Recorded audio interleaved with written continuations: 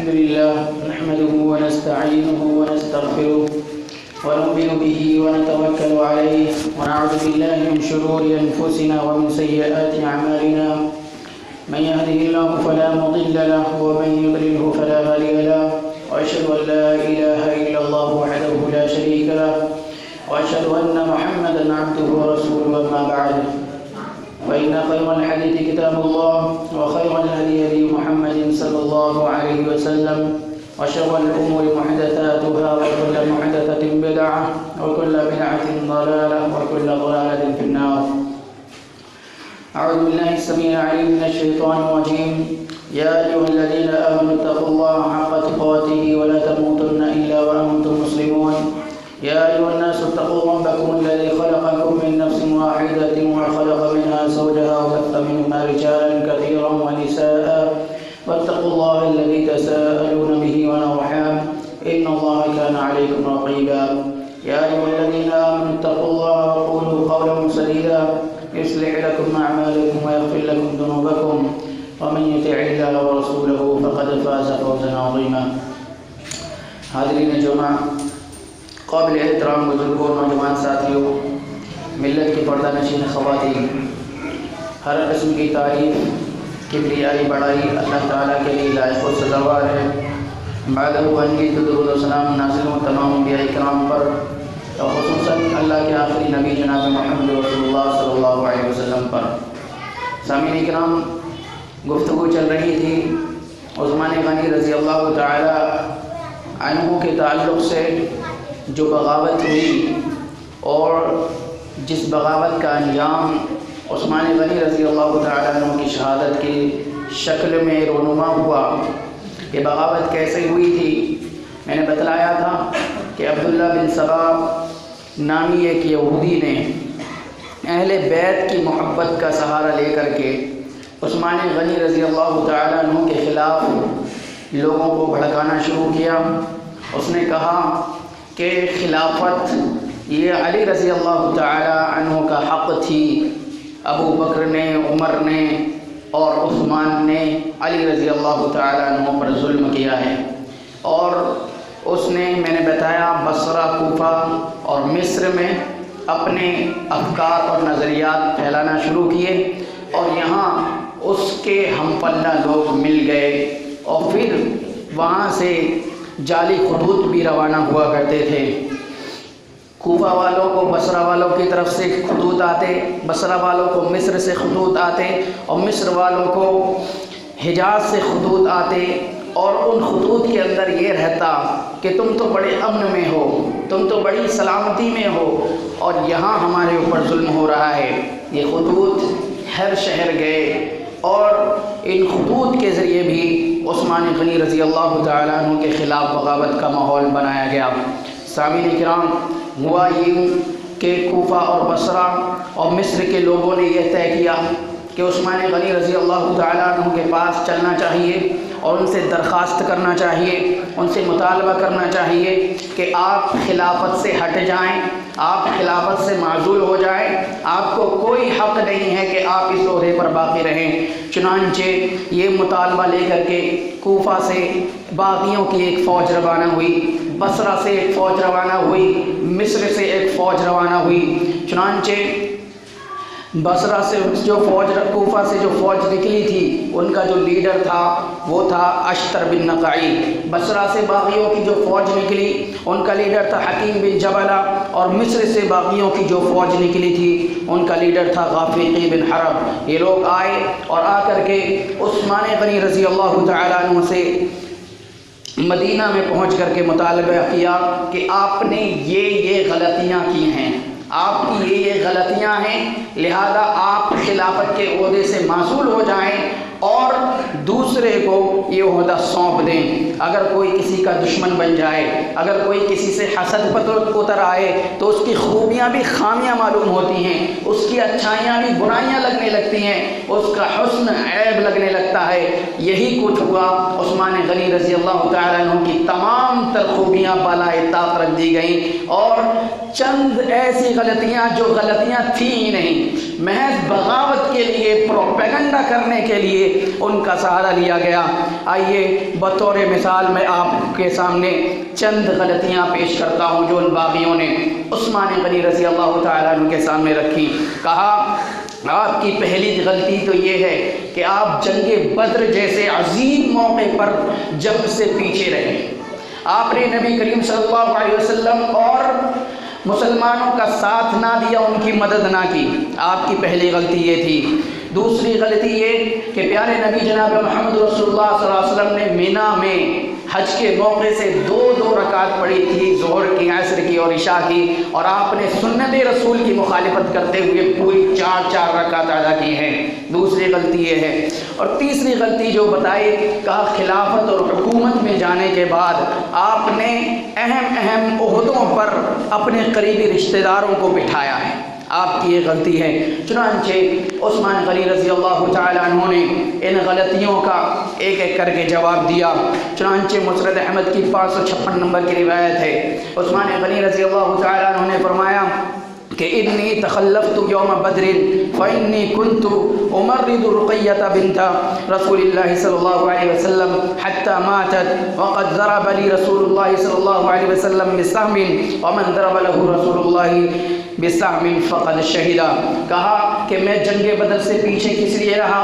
میری مجبوری تھی، میرے پاس عذر تھا، میں رقیہ بنت محمد صلی اللہ علیہ وسلم کی تیمارداری کر رہا تھا، وہ بیمار تھی اور اللہ کے نبی صلی اللہ علیہ وسلم نے خود مجھے ان کی دیکھ ریکھ کے لیے روکا تھا، لہذا میں جان بوجھ کر کے پیچھے نہیں رہا تھا، بلکہ اللہ کے نبی صلی اللہ علیہ وسلم کی بیٹی کی تیمارداری کرنے کے لیے پیچھے رہا تھا۔ اور جب جنگ بدر سے مال فے لے کر کے، مال غنیمت لے کر کے پیارے نبی صلی اللہ علیہ وسلم لوٹے تھے، تو آپ نے بدری صحابہ کے لیے جو حصہ مقرر کیا تھا اس میں میرا بھی ایک حصہ لگایا تھا، اور آپ صلی اللہ علیہ وسلم کا یہ حصہ لگانا اس بات کی دلیل ہے کہ میں جنگ بدر میں شریک تھا۔ یعنی جسمانی اعتبار سے تو شریک نہ تھا، لیکن نیت کے اعتبار سے میں شریک تھا، اور میرے عذر کی وجہ سے اللہ کے نبی صلی اللہ علیہ وسلم نے حصہ میرا مقرر کیا تھا مال غنیمت میں، لہذا یہ کوئی غلطی نہیں تھی۔ اور جہاں تک مینا میں پوری 4 رکعت کی بات ہے، تو یہ سچ ہے کہ پیارے نبی جناب محمد رسول اللہ صلی اللہ علیہ وسلم نے حج کے موقع پر مینا میں ظہر، عصر اور عشاء کی 2 رکعت نماز پڑھی، یعنی قصر کی، اور عثمان غنی رضی اللہ تعالیٰ عنہ نے پوری 4 رکعت پڑھی۔ اس کی وجہ کیا تھی؟ اس کے 2 سبب تھے۔ چنانچہ پہلا سبب یہ تھا کہ مینا عثمان غنی رضی اللہ تعالیٰ عنہ کے کافی خاندانی لوگ، رشتہ دار وہاں پر رہتے تھے، اور اس وجہ سے انہوں نے اجتہاد کیا کہ میں اپنے آپ کو مسافر نہیں سمجھتا، کیونکہ یہ میری بستی ہے، میں اپنی بستی میں آیا ہوں، لہذا اس وجہ سے انہوں نے مکمل نماز ادا کی، قصر نہیں کیا۔ دوسرا جو اصل سبب تھا وہ یہ تھا کہ عثمان غنی رضی اللہ تعالیٰ عنہ کے دور خلافت میں شروع میں جب وہ حج پر گئے تو انہوں نے 2 رکعت ہی پڑھی تھی، ظہر، عصر اور عشاء کی 2 رکعت ہی پڑھی تھی، قصر کیا تھا۔ لیکن حج کے موقع سے بدو لوگ بھی آتے تھے، دیہاتی لوگ بھی آتے تھے جو علم سے ناآشنا تھے، چنانچہ ایسے ہی کچھ بدو لوگ آئے، اور جب وہ مینا سے واپس لوٹے، حج کر کے واپس لوٹے، اپنی بستیوں میں گئے، تو انہوں نے پورے سال ظہر کی، عصر کی اور عشاء کی جو نماز پڑھی وہ 2 رکعت پڑھی، یعنی انہوں نے یہ سمجھ لیا کہ 2 رکعت ہی یہ نماز ہے اصل۔ چنانچہ اس غلط فہمی کو دور کرنے کے لیے عثمان غنی رضی اللہ تعالیٰ عنہ نے طے کیا کہ اب آئندہ جب بھی وہ نماز پڑھیں گے مینا کے اندر، تاکہ یہ بدوؤں کو، دیہاتیوں کو غلط فہمی نہ ہو کہ ظہر اور عصر کی اور عشاء کی نماز 4 رکعت ہے یا 2 رکعت، اس لیے آپ نے پوری نماز پڑھنے کا اہتمام کیا تھا۔ تیسری غلطی جو انہوں نے بیان فرمائی وہ یہ کہ عثمان غنی رضی اللہ تعالیٰ عنہ نے خلافت کے اہم عہدوں پر اپنے رشتہ داروں کو بٹھایا۔ دیکھیے کوئی بھی عہدہ ہو وہ ان لوگوں کو دیا جاتا ہے جو قابل قدر ہوں، جو اس عہدے کے لائق ہوں، اور اپنے رشتہ داروں میں ہر ایک کی صلاحیت سے، اس کی قابلیت سے واقف انسان ہوتا ہے جو جتنا قریب ہوتا ہے۔ چنانچہ یہ عثمان غنی رضی اللہ تعالیٰ عنہ کا ہی معاملہ نہیں تھا کہ انہوں نے اپنے بعض رشتہ داروں کو بڑے بڑے عہدے دیے یا کچھ عہدے دیے۔ علی رضی اللہ تعالیٰ عنہ کے بھی دور خلافت میں علی رضی اللہ تعالیٰ عنہ نے اپنے قریبی رشتہ داروں کو عہدے دیے۔ عبداللہ بن عباس کو عہدہ دیا، عبید اللہ بن عباس کو عہدہ دیا، اور پھر عباس رضی اللہ تعالیٰ عنہ کے ایک اور بیٹے کو بھی ایک جگہ کا گورنر بنایا۔ تو اس طرح سے انسان اپنے قریبی رشتہ داروں کی صلاحیت سے واقف ہوتا ہے کہ کون کس صلاحیت کا مالک ہے، اس اعتبار سے اگر وہ اس کے لائق ہے تو اس کو عہدہ ملنا چاہیے۔ تو یہ ان کی کون سی غلطی ہے؟ تو اس طرح سے انہوں نے ان غلطیوں کا جواب دیا۔ چنانچہ یہ غلطیاں بہرحال سب محض ایک بغاوت کی وجہ سے تھیں، اور یہ بہانے تراشے گئے تھے، یہ بہانے تلاشے گئے تھے، الزام تراشے گئے تھے عثمان غنی رضی اللہ تعالیٰ عنہ کو معزول کرنے کے لیے۔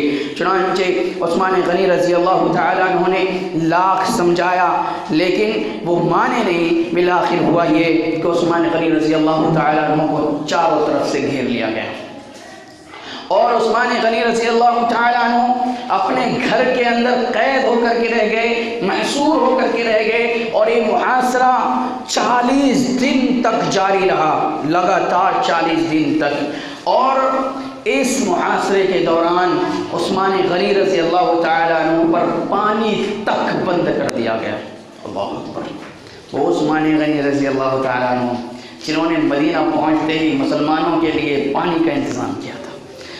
نوبت یہاں تک آ گئی کہ عثمان غنی رضی اللہ تعالیٰ عنہ پانی لینے کے لیے باہر نکلتے ہیں، باقی انہیں باہر جانے کے لیے نہیں دیتے تھے۔ چنانچہ جمعرات کا دن تھا اور ذی الحجہ کا مہینہ تھا، 17 ذی الحجہ تھی، 35 ہجری کی بات ہے کہ عثمان غنی رضی اللہ تعالیٰ عنہ نے جمعرات کا روزہ رکھا تھا۔ افطار کے لیے گھر میں پانی بھی میسر نہ تھا، پانی حاصل کرنے کے لیے یہ باغی آپ کو نکلنے نہیں دے رہے تھے۔ عثمان غنی رضی اللہ تعالیٰ عنہ اپنی بیوی بچوں کے ساتھ گھر میں قید تھے۔ ہوا یوں کہ جمعہ کی رات، جس دن شہید ہوئے، جمعہ کے دن شہید ہوئے، اس دن کی رات میں یہ واقعہ پیش آیا کہ تاریخی روایات کہتی ہیں کہ جمعہ کی رات عثمان غنی رضی اللہ تعالیٰ عنہ نے پیارے نبی جناب محمد رسول اللہ صلی اللہ علیہ وسلم کو خواب میں دیکھا، اور پیارے نبی صلی اللہ علیہ وسلم فرما رہے تھے کہ کل تم افطار میرے ساتھ کرو گے، ہمارے ساتھ افطار کرنے والے ہو۔ یہ خواب دیکھنا تھا۔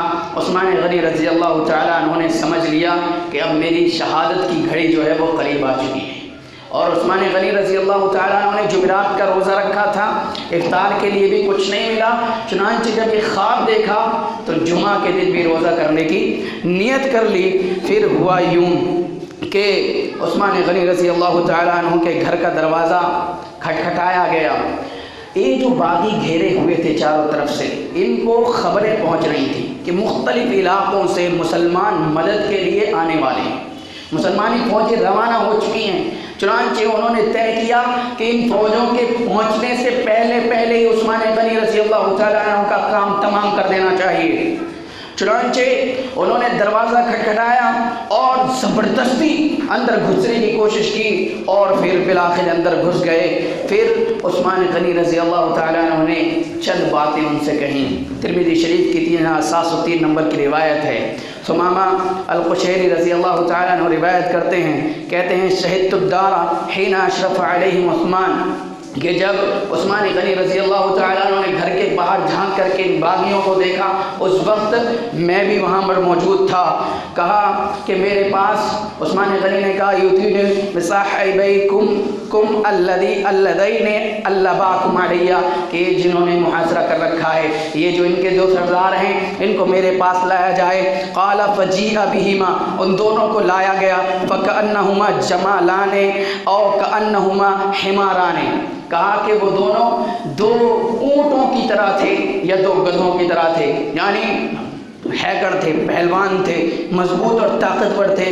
قال فاشرف علیہم عثمان، عثمان رضی اللہ تعالیٰ عنہ نے ان کے اوپر جھانک کر کے دیکھا۔ فقال انشدکم باللہ والاسلام هل تعلمون ان رسول اللہ صلی اللہ علیہ وسلم قدم المدینہ ولیس بها ماء یستعذب غیر بئر روما کیا کہا کہ تمہیں اسلام کا واسطہ ہے، تمہیں اللہ کا واسطہ ہے، کیا تمہیں معلوم نہیں کہ جب نبی صلی اللہ علیہ وسلم مدینہ پہنچے تھے اور کوئی میٹھے پانی کا انتظام نہ تھا سوائے بیر روما کے، فقال رسول اللہ صلی اللہ علیہ وسلم، آپ نے فرمایا من یشتری بیر رومتا فجعل دلوہ مع دلاء المسلمین بخیر لہ منہا فی الجنہ، آپ نے فرمایا کہ کون ہے جو اس بیر روما کو خرید کر کے مسلمانوں کے لیے وقف کر دے، اس کے لیے جنت میں اس سے بہتر ہے۔ فاشتریتها من صلب مالی، تو میں نے اپنے نجی مال سے اس کو خریدا تھا۔ فانتم اليوم تمنعونی ان اشرب منها حتى اشرب من ماء البحر، اور آج کا دن ہے کہ تم مجھے اسی سے پانی پینے کو منع کرتے ہو، اسی کنویں سے روکتے ہو، اور یہاں تک کہ میں سمندر کا کھارا پانی پینے پر مجبور ہوں۔ قالوا اللهم نعم، انہوں نے باغیوں نے کہا کہ ہاں بالکل ایسا ہی ہے، آپ سچ کہتے ہیں۔ قال، پھر آپ نے عثمان غنی نے کہا انشدکم باللہ والاسلام هل تعلمون ان المسجد ضاق باهله، فقال رسول اللہ صلی اللہ علیہ وسلم من يشتری بقعۃ آل فلان فيزيدها في المسجد بخیر له منها في الجنہ، کہا کہ تمہیں اللہ کا اور اسلام کا واسطہ ہے، کیا تمہیں معلوم ہے کہ جب مسجد کی جگہ تنگ پڑ گئی تھی، اللہ کے رسول صلی اللہ علیہ وسلم نے کہا تھا کہ کون ہے جو فلانے کا گھر خرید کر کے مسجد میں زم کر دے، ملا دے، اس کے لیے جنت میں اس سے بہتر ہے، تو میں نے اپنے نجی مال سے اس کو خرید کر کے وقف کیا تھا۔ قالوا اللهم نعم، انہوں نے کہا ہاں بالکل آپ سچ کہتے ہیں۔ قال انشدکم باللہ والاسلام هل تعلمون انی جہزت جیش العسرة من مالی، کہا کہ تمہیں معلوم ہے کہ میں نے جیش العسرہ کی تیاری خود اپنے مال سے کی تھی، کہا اللہم نعم، ہاں بات ایسی ہی آپ سچ کہتے ہیں۔ قال انشدکم باللہ والاسلام هل تعلمون ان رسول اللہ صلی اللہ علیہ وسلم كان على سبیل مکہ ومعه ابو بکر وعمر وانا، کیا تمہیں معلوم ہے کہ میں تمہیں اللہ کا اور اسلام کا واسطہ دیتا ہوں کہ اللہ کے نبی صلی اللہ علیہ وسلم مکہ کے ایک پہاڑ پر چڑھے تھے اور اس پر میں تھا، ابو بکر تھے، عمر تھے، فتحرک الجبل حتی تساقطت حجارته بالحدید، تو پہاڑ ہل گیا تھا، تھر تھرانے لگا تھا اور اس کے پتھر سرکنے لگے تھے۔ قال فرکضہ برجلہ وقال اسکن ثبیر، چنانچہ اللہ کے رسول صلی اللہ علیہ وسلم نے پہاڑ کو ٹھوکر ماری اور کہا کہ ٹھہر جا، فإنما علیک نبی وصدیق وشہیدان، کیونکہ آج تیرے اوپر ایک نبی ہے، ایک صدیق ہے اور 2 شہید ہیں۔ قالوا اللہم نعم، انہوں نے کہا کہ ہاں ہمیں معلوم ہے آپ سچ کہتے ہیں۔ قال اللہ اکبر، شہدوا لی ورب الکعبہ انی شہید ثلاثا، کہا کہ اللہ بہت بڑا ہے، تم سب میرے لیے گواہ ہو، اور رب کعبہ کے رب کی قسم ہے میں شہید ہونے والا ہوں۔ آپ نے یہ 3 بار جملہ فرمایا۔ بہرحال یہ باغی اتنا سمجھانے کے باوجود بھی، ساری حقیقت جاننے کے باوجود بھی، کیونکہ دشمنی میں آئے تھے، ان کا مقصد اصل عثمان غنی رضی اللہ تعالیٰ عنہ سے دشمنی تھا، باقی تو یہ بہانے تراشے تھے انہوں نے آپ کے خلاف بغاوت کے لیے۔ بہرحال یہ زبردستی گھر میں گھس گئے اور عثمان غنی رضی اللہ تعالیٰ عنہ جو روزے کی حالت میں قرآن مجید کی تلاوت کر رہے تھے، ان پر تلوار لے کر کے ٹوٹ پڑے۔ آپ کی بیوی نائلہ بچانے کے لیے آئیں، لہذا ان کے بھی ضرب لگی جس سے ان کی انگلیاں کٹ گئیں۔ چنانچہ ان باغیوں نے پھر عثمان غنی رضی اللہ تعالیٰ عنہ پر پے در پے کئی وار کیے، یہاں تک کہ عثمان غنی رضی اللہ تعالیٰ عنہ کو شہید کر ڈالا۔ انا للہ و انا الیہ راجعون۔ چنانچہ عثمان غنی رضی اللہ تعالیٰ عنہ پر جب یہ حملہ ہوا، اس وقت جب پہلا وار کیا، جب خون کے چھینٹے نکلے، تو چھینٹے نکل کر کے قرآن کی جس آیت پر پڑھے تھے وہ آیات تھی سورہ بقرہ کی، فَسَيَكْفِيكَهُمُ اللَّهُ، کہ اللہ تعالیٰ تمہارے مقابلے میں ان کی شرارتوں کے لیے اللہ تعالیٰ تمہارے لیے کافی ہے۔ یہ آیت نبی کریم صلی اللہ علیہ وسلم پر نازل ہوئی تھی، لیکن جب عثمان غنی تلاوت کر رہے تھے اور آپ پر جب پہلا وار کیا گیا تو قرآن کے چھینٹے قرآن کی اس آیت، خون کے چھینٹے قرآن کی اس آیت پر ٹپکے، اور صحابہ اکرام اور تابعین کہتے ہیں کہ ہم نے دیکھا کہ ان باغیوں کا دنیا میں بھی بردناک انجام ہوا۔ کیونکہ اللہ تعالیٰ کافی ہے ان کی شرارتوں کے لیے اس آیت کی وجہ سے۔ چنانچہ ان باغیوں سے اللہ تعالیٰ نے دنیا میں بھی انتقام لیا اور آخرت میں جو ان کے لیے سزا مقرر ہے وہ ہے۔ لیکن افسوس کی بات ہے کچھ لوگ اردو کی کتابیں، ترجمے کی کتابیں پڑھ کر کے علامہ بنے پڑے ہیں، علامہ یوٹیوب، اور وہ اس پر گفتگو کرتے ہوئے کہتے ہیں کہ عثمان غنی رضی اللہ تعالیٰ عنہ کو نعوذ باللہ صحابہ اکرام نے شہید کیا تھا، اور ہمارے قرآن و سنت کو فالو کرنے والے اس کو صحیح گردانتے ہیں کہ وہ صحیح کہتا ہے۔ اور ایک روایت پیش کی گئی کہ صحابہ اکرام کو نبی کریم صلی اللہ علیہ وسلم کیا کریں گے؟ حوض کوثر سے دھتکاریں گے، اور کہتے ہیں دیکھو حدیث میں موجود ہے، وہ ترجمہ پیش کرتا ہے، صحابی کا ترجمہ صحابہ اکرام سے کرتا ہے، آگے کا جملہ کھا جاتا جہاں لکھا ہے لمن غیر بعدی، اللہ کے نبی صلی اللہ علیہ وسلم کے اعضائے وضو سے پہچانیں گے کہ یہ میرے امتی ہیں، صحابی نہیں، یہ میرے امتی ہیں۔ پھر ان کو قریب لاؤ، جب فرشتے ان کو حوض کوثر سے دھتکاریں گے تو وہ کہیں گے کہ اللہ کے نبی یہ آپ کی امتی نہیں ہیں، اللہ کے نبی کہیں گے کہ ان کے اعضائے وضو سے چمک رہے ہیں، میرے امتی ہیں، تو فرشتے کہیں گے نہیں، ما احدثوا بعدی، آپ انک لا تعلم ما احدثوا بعدی، آپ کو نہیں پتا آپ کے بعد انہوں نے کیا کیا بدعتیں گڑ لی تھی، لمن غیر بعدی۔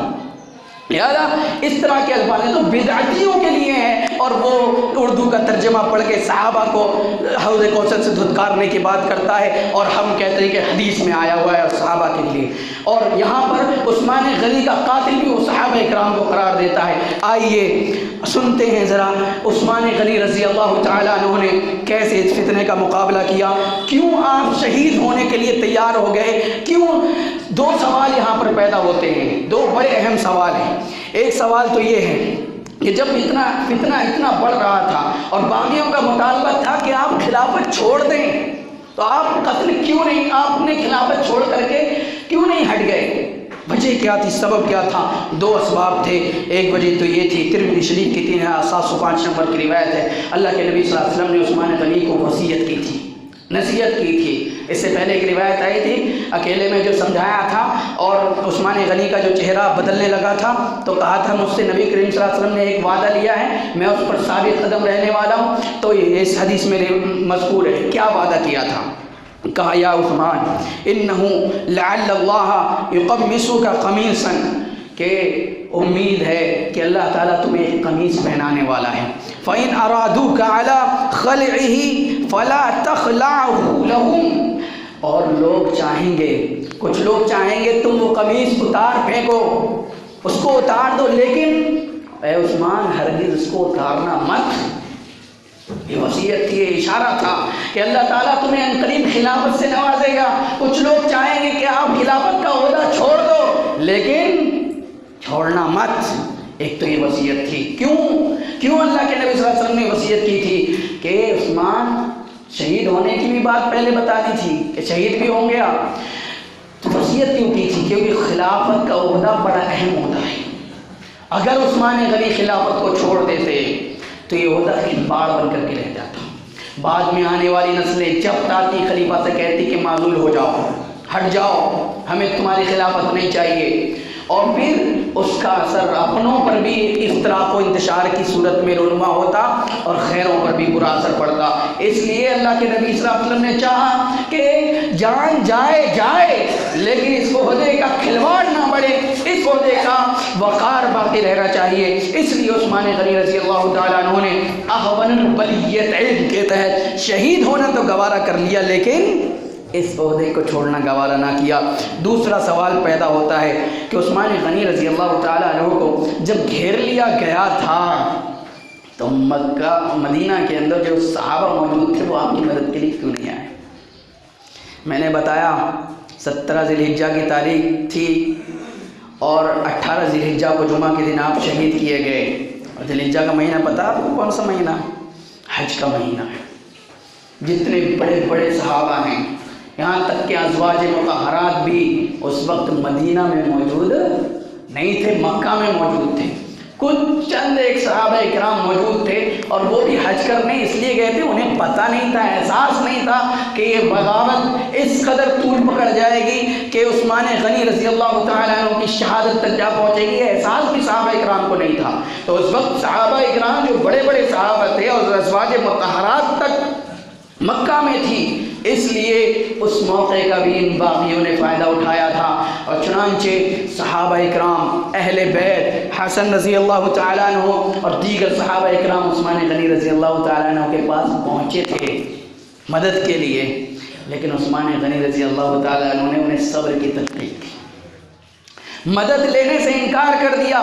مدد لینے کا مطلب یہ تھا کہ اب جنگ ہوگی، ان باغیوں سے جنگ ہوگی، اس میں صحابہ اکرام بھی مارے جا سکتے ہیں، خون خرابہ ہوگا، اور اصل جو جلیل القدر صحابہ ہیں، بڑے بڑے صحابہ ہیں جو جنگ میں مہارت رکھتے ہیں، وہ موجود ہی نہیں ہیں۔ تو نتیجہ یہ ہوگا کہ یہ جو کمزور صحابہ اکرام ہیں، یہ ہلکے پھلکے تھوڑے بہت، یہ بھی ان کا صفایا ہو جائے گا۔ چنانچہ عثمان غنی رضی اللہ تعالیٰ عنہ نے خود قتل ہونا برداشت کر لیا اور نہیں چاہا کہ مسلمانوں کا خون خرابہ ہو، صحابہ اکرام کا خون بہے اور پھر ایک بڑا فتنہ پیدا ہو جائے۔ اس فتنے سے بچنے کے لیے عثمان غنی رضی اللہ تعالیٰ عنہ نے جامِ شہادت نوشت کر لیا اور اس طرح کے فتنہ پرویزی سے مسلمانوں کو بچا لیا۔ چنانچہ عثمان غنی رضی اللہ تعالیٰ عنہ شہید کر دیے گئے۔ اس طرح سے ہم نے عثمان غنی رضی اللہ تعالیٰ عنہ کی یہ مختصر سی سیرت تھی جس کو ہم نے سنا۔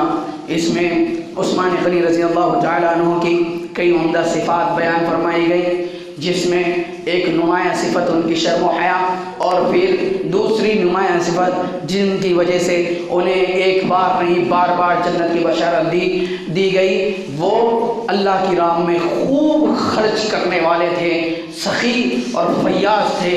یہ دو نمایاں صفات تھیں، اور بھی صفات آپ کے سامنے بیان کی گئی۔ چنانچہ اس کا مقصد یہ تھا کہ آپ کے اندر صحابہ اکرام جیسی صفات پیدا ہوں، آپ کے اندر صحابہ اکرام جیسا جذبہ پیدا ہو، آپ کے اندر اطاعت و فرما برداری کا جذبہ پیدا ہو، آپ کے اندر افتراق و انتشار کو ختم کرنے کی صلاحیت پیدا ہو، آپ کے اندر متحد اور یکجا ہو کر کے رہنے کی صلاحیت پیدا ہو، کیونکہ ید اللہ علی الجماع، اللہ تعالیٰ کی جو مدد ہوتی ہے وہ جماعت پر ہوتی ہے، سب مل جل کر کے رہیں، اس طرح کا پیغام دینا اصل مقصد تھا۔